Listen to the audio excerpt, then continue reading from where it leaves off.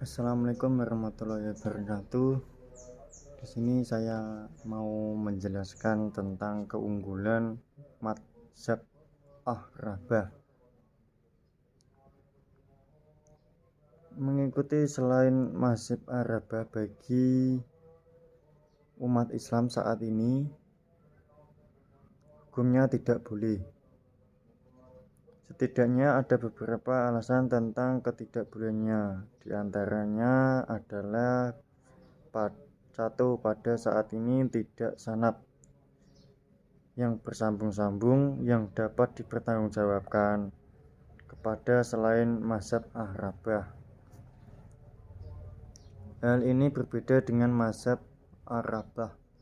Sanadnya mustalisah dan riwayatnya dari para ulama hingga kepada para imam mazhab. Hal ini sebagaimana penjelasan Abdul Alwi di dalam kitabnya yang berjudul Pu'ahsa al-Muttasilin. Ibnu Sa'd meriwayatkan ijma bahwasanya tidak boleh taklid kepada selain mazhab Ar-Rabah, walaupun hanya sekedar diamalkan untuk diri sendiri, lebih masalah akidah dan fatwa. Hal ini dikarenakan pendapat selain mereka tidak ada sanadnya hingga tidak dapat dipastikan penisbaatnya kepada para imamnya, sehingga tidak aman dan ditores.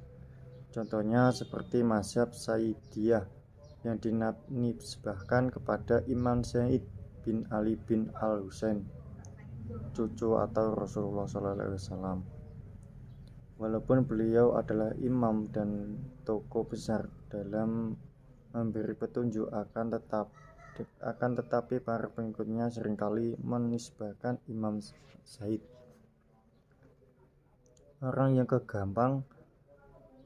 Hal ini karena tidak adanya perhatian mereka dalam menyeleksi mazhabnya. Berbeda dengan mazhab 4, para ulamanya mencurahkan jiwanya dalam menyeleksi pendapat-pendapatnya dan memastikan mana pendapat yang benar-benar dari imam dan mana yang tidak.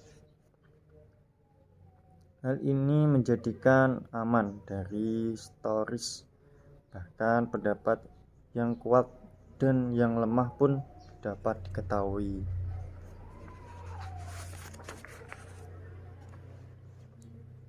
Dua, pendapat yang dinisbahkan kepada selain mazhab Ar-Rabah tidak menuklid atau batasan-batasannya tidak dijelaskan.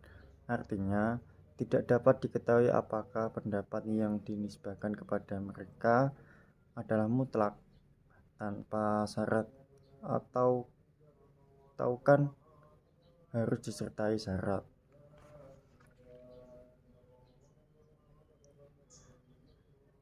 atau apakah pendapat itu umum bagi semua orang dan semua kondisi, ataukah hanya khusus bagi orang-orang tertentu dan dalam kondisi tertentu saja. Berbeda dengan pendapat mazhab Ar-Rabah yang para pengikutnya meriwayatkan dengan jelas seluruh syariat-syariat pendapat imam dari merinci antara umum dan khusus. Hal ini sebab yang dijelaskan oleh Ibnu Hajar Al-Khatim di dalam Fathahnya. Beliau rahmatullah ditanya apakah boleh taklid kepada sahabat dan apa dalilnya. Beliau menjawab, Imam Harni meriwayatkan dari para ulama ahli taklid berwawasan bagi orang awam tidak boleh melakukan, sebab pendapat mereka tidak dapat dipastikan penisbatnya atau riwayatnya tidak kuat. Karena pendapat mereka tidak terbukukan dan terseleksi, sehingga tidak dapat dipastikan mana pendapat yang benar-benar dari imam dan mana yang tidak. Ibnu Salah mantap dengan ketidakbolehannya ini. sebagaimana ketidakbolehan mengikuti sahabat tidak boleh juga mengikuti mazhab tabi'in. Dan selain yang sama-sama pendapat tidak terbekukan, taklid hanya kepada salah satu dari mazhab arba'ah, sebab mazhab mereka tidak dengan jelas mutlak hakikahnya, umumnya terkoleksinya berbeda dengan selainnya. Dari pemaparan para ulama yang telah kami sampaikan, setidaknya dapat menyimpulkan bahwasanya seandainya ada pendapat sahabat atau mazhab selain mazhab arba'ah yang dapat dipastikan penisbahannya dan dapat diketahui secara pasti batas-batasannya, maka boleh diikuti, sebagaimana apa yang dipaparkan oleh Ibnu Hajar al-Haytami dalam fatwanya. Pendapat kedua adalah boleh taklid kepada sahabat, sehingga boleh juga ditaklid pada seluruh mutasyid. Ibnu Absuki berpendapat, dan pendapatnya itu adalah pendapat syariat menurut hanya saja akan pendapat bahwa tidak ada khalifah dalam hakikat. Bahkan jika mazhab mereka benar-benar bisa dipastikan, maka boleh diikuti, jika tidak maka tidak. 1. Mazhab arba'ah. Mazhab arba'ah al-Syafi'i. Mazhab ini didirikan pada oleh Imam Ibnu Idris. Nama dan mazhabnya, ia bernama lengkap Abdul Abni Muhammad bin Idris bin Abbas bin Utsman bin Syafi'i. Gelar al-Syafi'i ia mendapatkan dari penisbahan kepada kakeknya yang bernama Syafi'i. Apabila garis nasabnya dilanjutkan ke atas lagi, nasabnya bersambung sampai al-Mutahbi bin Abdi Mazhab al-Quraisy. Para sarjanawannya bersepakat bahwa al-Syafi'i lahir pada tahun yang sama dengan tahun meninggalnya Ibnu al-Nifah, yang yaitu 150 Hijriah. Setelah kewafatan ayah di Gaza, ibunya membawa ke Mekah.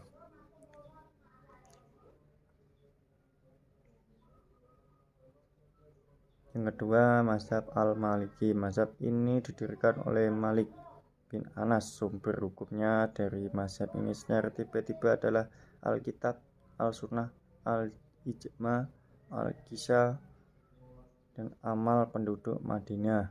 Masalah Murasya, Sayyidha, Nurjamin, Al-Kafi, dan adat.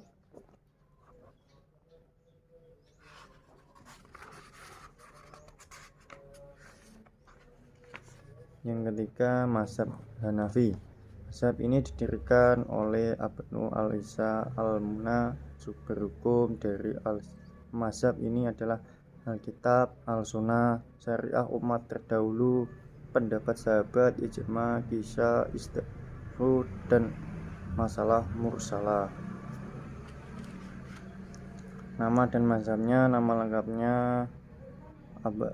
Abdul Ahnul bin Tahsi bin Su adalah nama kakek beliau, seorang bekas budak dari Taismu yang dimerdekakan. Ibnu al-Nafi lahir pada tahun 80 Hijriah dan meninggal pada tahun 150 Hijriah. Mazhab Hambali.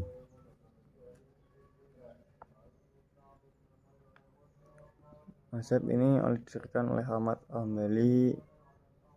Sumber hukumnya dari mazhab ini adalah Nas Al-Quran, Al-Ijma, hadis. Fatwa sahabat. Apabila para sahabat khalifah, maka yang diambil adalah fatwa yang paling mendekati Alkitab dan Al-Sunnah, Al-Hadis, dan Isya.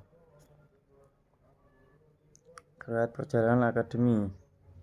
Itu Imam Hanafi dikenal sebagai orang pakar hadis yang banyak mengandung riyah ilmiah untuk mendapatkan hadis. Guru hadis pertama beliau adalah Husain bin Basih. Beliau menimba ilmu dari selama 4 tahun dari gurunya. Ini beliau menulis sekitar 1000 hadis hingga Tasyi'i, Qauti'i, dan beberapa kitab kecil. Di antara guru dalam memahami hadis adalah Imam Syafi'i. Ketika Imam Syafi'i hendak berangkat dari Balkah ke Makkah, berkata, "Aku keluar meninggalkan Balkah dan tidak meninggalkan seorang yang lebih takwa, lebih paham fikih, lebih Ibnu Hanbal." Sekian dari penjelasan kami. Bila ada kesalahan atau kekurangan, mohon dimaafkan.